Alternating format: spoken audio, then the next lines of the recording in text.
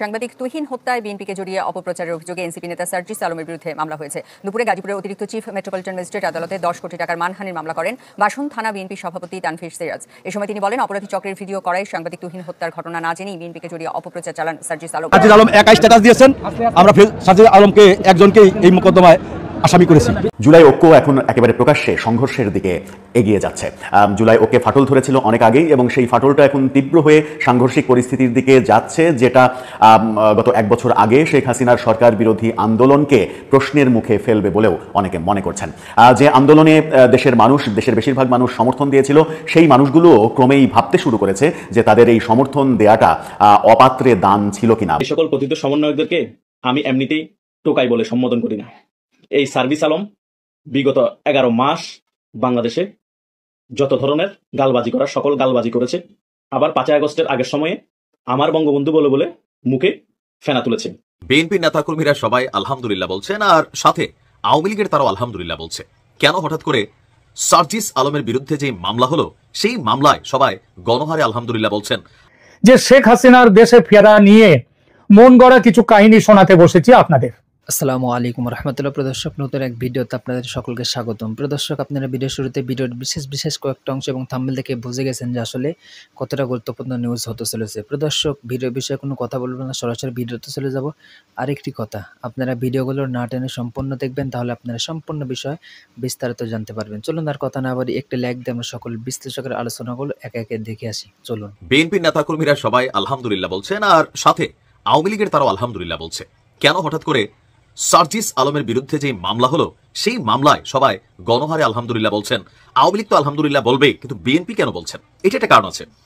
এই মুহূর্তে বাংলাদেশের নোংরা রাজনীতির একটা প্রথম ধাপ হলো, যে কোনো ঘটনা ঘটলে সেটা নিয়ে যত দ্রুত সম্ভব একটা রিয়েকশন দেওয়া যায়, পলিটিক্যালি একদল আরেক দলকে বাটে ফালাইতে পারে।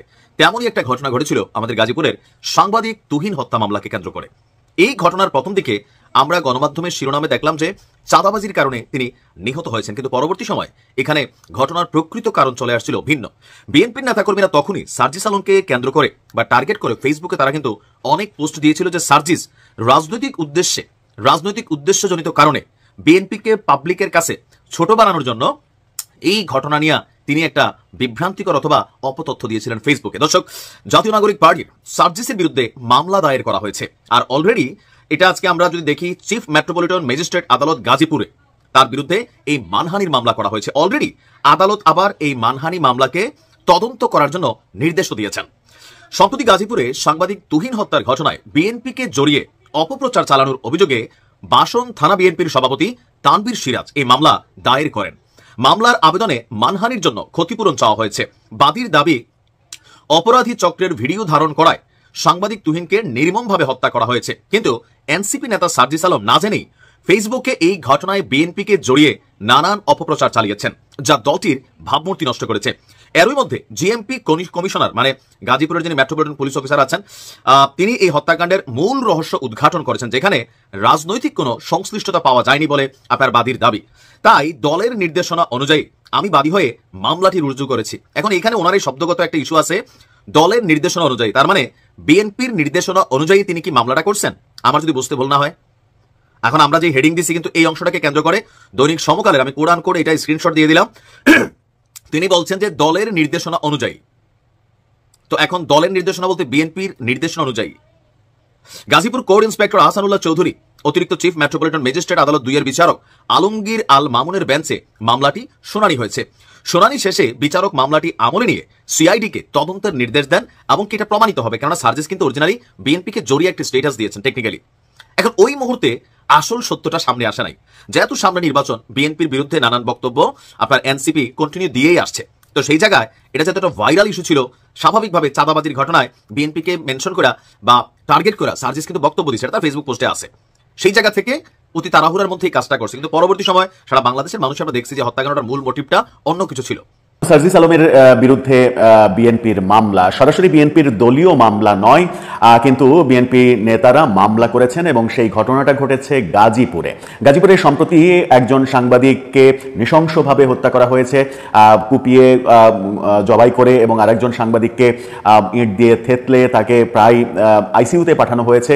একই দিনে পরপর এই দুটো ঘটনা চাঞ্চল্যের সৃষ্টি করেছিল এবং সেটা নিয়েই সরাসরি বিএনপিকে দায়ী করা সার্জিস আলমের বিরুদ্ধে এবার বিএনপি নেতাদের পক্ষ থেকে মামলা করা হলো। সার্জিস আলম ফেসবুক পোস্টে সেই সাংবাদিক নির্যাতন এবং হত্যাকাণ্ডের সঙ্গে বিএনপির চাঁদাবাজি জড়িত এই মন্তব্য করে ফেসবুকে পোস্ট দিয়েছিলেন। কি হলো গাজীপুরে, একটু সংবাদ মাধ্যমের শিরোনামটা আপনারা দেখে নিতে পারেন। সেখানেই বলা হচ্ছে গাজীপুরে সার্জিসের বিরুদ্ধে বিএনপি নেতার মামলা। সংবাদের শিরোনাম পুরোটাতে বলা হচ্ছে সাংবাদিক আসাদুজ্জামান তুহিন হত্যার ঘটনায় বিএনপিকে জড়িয়ে অপপ্রচারের অভিযোগে এনসিপি নেতা সার্জিস আলমের বিরুদ্ধে গাজীপুর সিএমএম কোর্টে মামলা হয়েছে। আজকে অতিরিক্ত চিফ মেট্রোপলিটন ম্যাজিস্ট্রেট কোর্টে মানহানির এই মামলা করেন বাসন থানা বিএনপির সভাপতি তানভীর সিরাজ।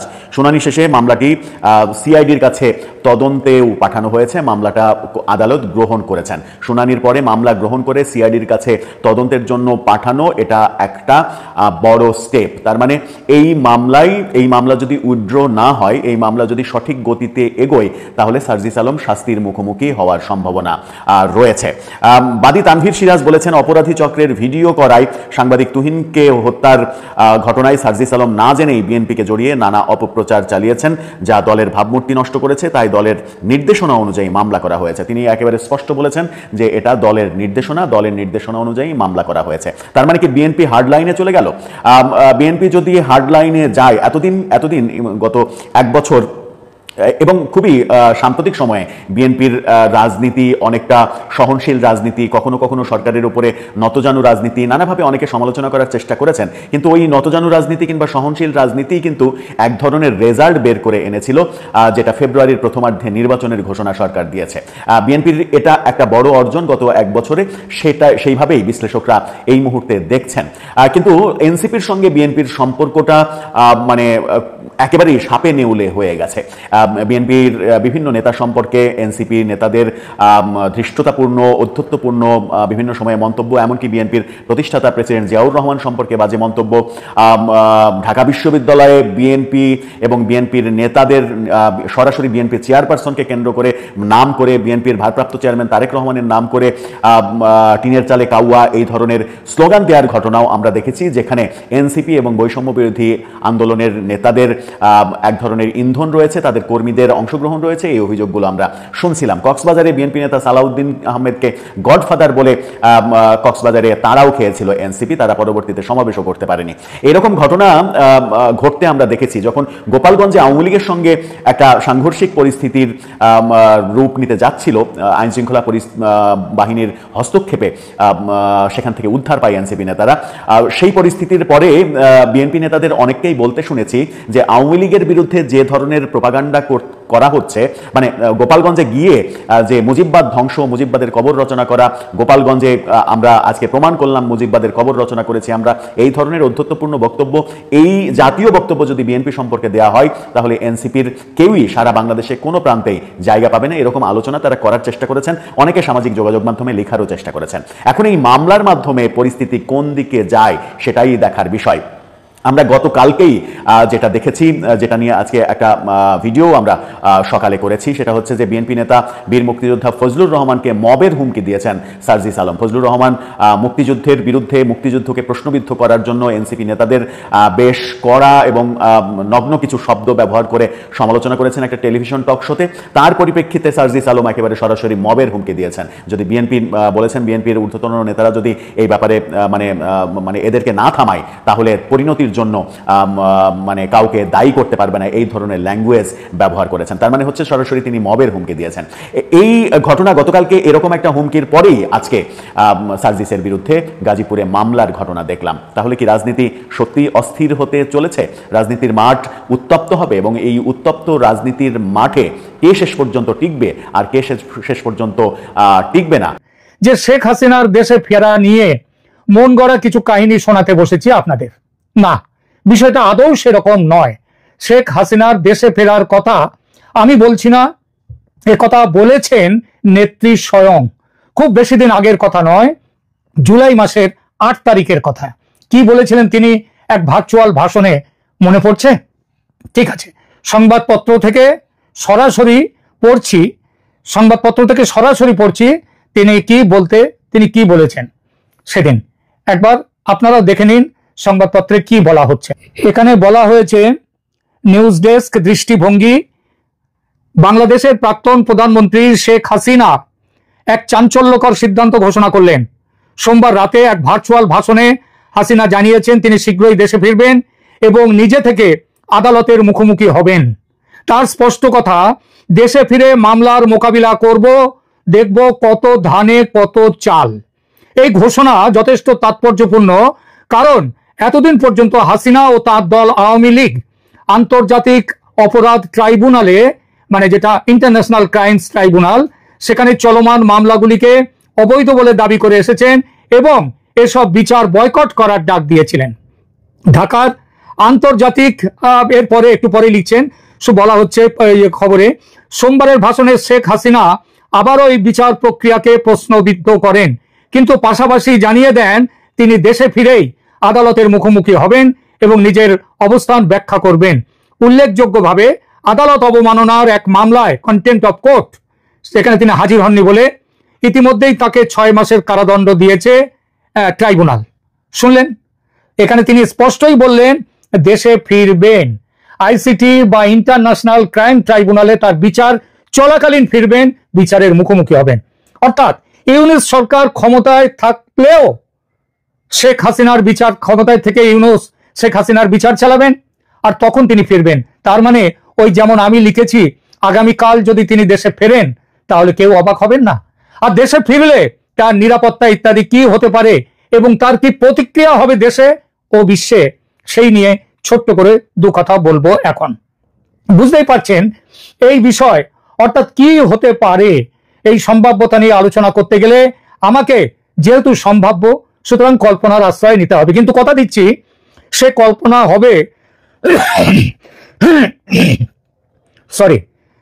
কল্পনা হবে বাস্তব পরিস্থিতি বিচার করে, বাস্তবের মাটিতে দাঁড়িয়ে।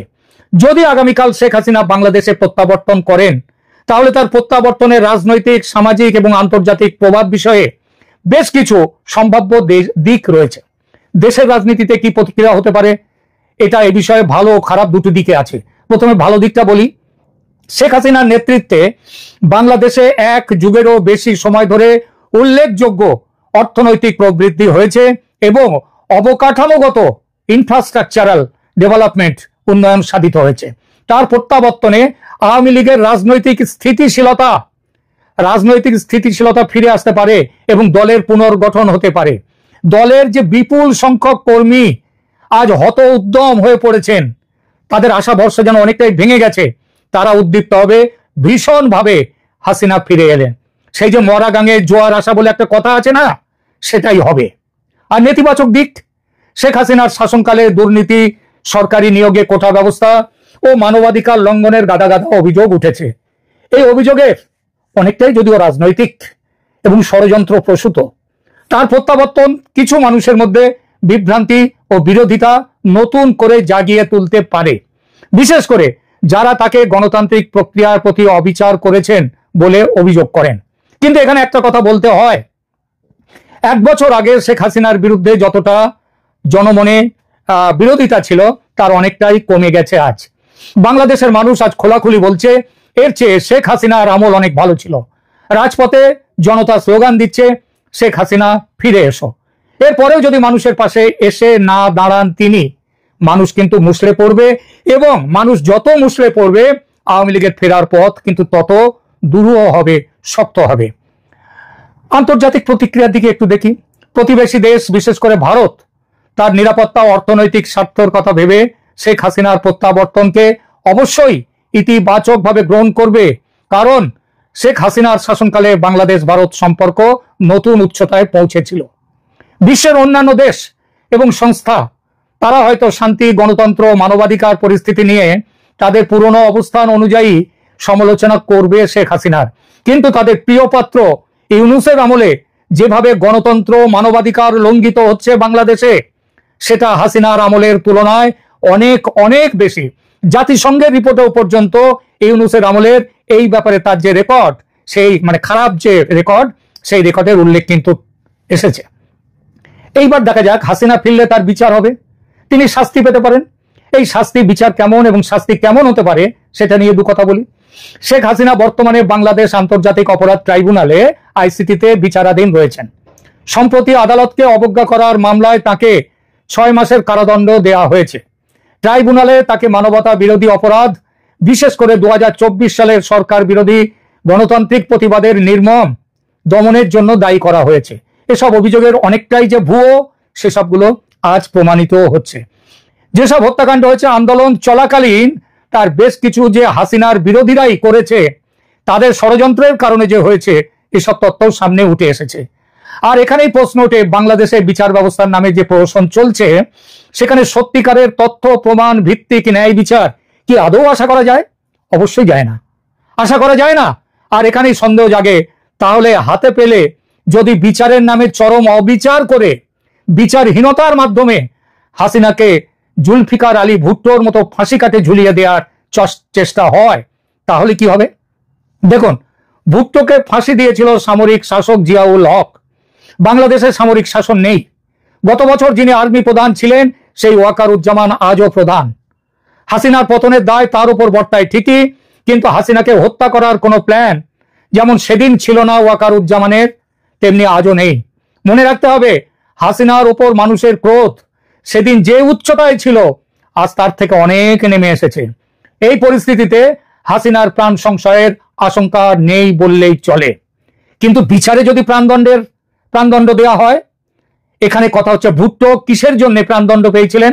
তার এক রাজনৈতিক বিরোধীকে হত্যার দায়ে অভিযুক্ত হয়ে সামরিক আদালতে। বাংলাদেশে শেখ হাসিনার যে বিচারের কথা হচ্ছে, সেটা কিন্তু সামরিক আদালতে নয়। ভুট্টোকে আপিল করতে দেয়া হয়নি, কিন্তু হাসিনার বিরুদ্ধে হত্যার অভিযোগ বলে যা আছে বলা হচ্ছে, সেটা প্রশাসনিক প্রধান হিসেবে তার নির্দেশের জন্য, এই নির্দেশের জন্য পরবর্তীকালে এই যে মোহাম্মদ ইউনূস, তাকেও তাহলে সেই একই ধারায় বিচারের সম্মুখীন হতে হবে। সুতরাং এই যে প্রাণদণ্ডের আশঙ্কা, ফাঁসির আশঙ্কা, এটা একমাত্র গায়ের জ্বালা মেটাতে জামাত তারা যা ভাবছে, সেই ভাবনার প্রতিফলন। আসলে শেখ হাসিনা দেশে ফিরলে তাকে জেলে থাকতে হবে নিশ্চয়ই, কিন্তু তার মৃত্যুদণ্ডের কোনো কিংবা জেলের মধ্যে মেরে ফেলার কোনো সম্ভাবনা নেই। কারণ সেখানকার যে সেনা, সেই সেনা অনেকটাই কিন্তু হাসিনার পক্ষেও রয়েছে কিছুটা হলেও। এই সেনা তার পতনের জন্য দায়ী, কিন্তু তার জীবন বাঁচিয়েছেও কিন্তু এই সেনা, এটা মনে রাখতে হবে। 1 বছর আগে বাঁচিয়েছে, এখন তাকে হাতে পেয়ে মেরে ফেলবে, সেটা সেনা করবে না। তাহলে প্রশ্ন আসছে, শেখ হাসিনার জন্য এই মুহূর্তে সেরা পদক্ষেপ কি? তিনি ভারতে থাকলে রাজনৈতিকভাবে তার ফিরে আসাটা কিন্তু ক্রমেই দূরে সরে যেতে থাকবে। তিনি নিজে যে কথা বলেছেন, দেশে ফিরে বিচার ব্যবস্থার মুখোমুখি হবেন, এটাই তার সেরা পদক্ষেপ হওয়া উচিত। ইন্দিরা গান্ধী জরুরি অবস্থার পর নির্বাচনে হেরে যান ভয়ঙ্করভাবে, তাকে জেলে পাঠানো হয়। দেশের মানুষ যারা ইন্দিরা গান্ধীর চরম বিরোধী হয়েছিল, তারাও ইন্দিরাকে জেলে পাঠানোটা মেনে নিতে পারেনি। ইন্দিরা ফিরতে পেরেছিলেন উইথ ফ্লাইং কালার্স, আরো বিপুল জনসমর্থন নিয়ে। জেল যাত্রার এইটাও সুবিধা, রাজনৈতিক নেতারা জেলে গেলে তাদের যে সাপোর্ট বেস, জনপ্রিয়তা, সেটা বহুগুণ বেড়ে যায়। হাসিনার ক্ষেত্রেও সেটাই হতে বাধ্য। এবার আলোচনায় দেখব কবে তিনি ফিরতে পারেন। বিশ্বের এবং বিশেষ করে দক্ষিণ এশিয়ার ভূ রাজনৈতিক পটভূমির দ্রুত পরিবর্তন হচ্ছে। যেসব খবর আসছে, বাংলাদেশ নিয়ে ভারত, চীন ও রাশিয়ার মধ্যে আলোচনা চলছে খুব গুরুত্বের সঙ্গে। আমেরিকার কাঠপুতুল ইউনূসকে সরিয়ে হাসিনাকে ক্ষমতা ফিরিয়ে দেওয়ার পথ ও প্রস্তাব নিয়ে আলোচনা চলছে। সম্প্রতি অজিত ডোভালের মস্কো সফরের সময় হাসিনার সঙ্গে রুশ প্রেসিডেন্ট পুতিনের ফোনে কথা হয়েছে বলে সামান্য হাই হ্যালো, সেটাও হয়েছে বলে কিছু খবর পাওয়া যাচ্ছে। পরবর্তী পর্যায়ে চীনে এই মাসের 31শে আগস্ট থেকে শুরু হচ্ছে চীনের সাংহাই কোঅপারেশন অর্গানাইজেশনের সামিট। সেই সামিটে মোদি, পুতিন, শি জিনপিং তাদের আলোচনা হবে এবং বাংলাদেশ সেই আলোচনার একটা বড় জায়গা। বাংলাদেশে আমেরিকার ঘাঁটি স্থাপনের বিরুদ্ধে, সৈন্য ঘাঁটি স্থাপনের বিরুদ্ধে ভারত, চীন, রাশিয়া। সেই আলোচনার পরপরই শেখ হাসিনা দেশে ফিরে যাবেন, জেলে থাকার জন্য প্রস্তুত হয়ে যাবেন তিনি। বাংলাদেশের মাটিতে তিনি পা রাখলে সেখানকার রাজনীতিতে ভূমিকম্প হবে। বড় দর্শক, আপনারা একে একে সকল বিশ্লেষকের আলোচনাগুলো শুনলেন। অবশ্যই কিন্তু আপনারা বুঝতে পারছেন যে আসলে কেন সার্জিস আলম মামলা খেলেন। দর্শক, যেহেতু আপনারা সম্পূর্ণ ভিডিও দেখে ফেলেছেন, অবশ্যই কিন্তু আপনারা বুঝতে পারছেন। যদি আপনাদের কিছু বলার থাকে অবশ্যই কমেন্ট বক্সে জানিয়ে দেবেন। আরও এরকম নিত্য নতুন আপডেট নিউজ পেতে আমাদের এই চ্যানেলটি সাবস্ক্রাইব করে পাশে থাকবেন। ধন্যবাদ।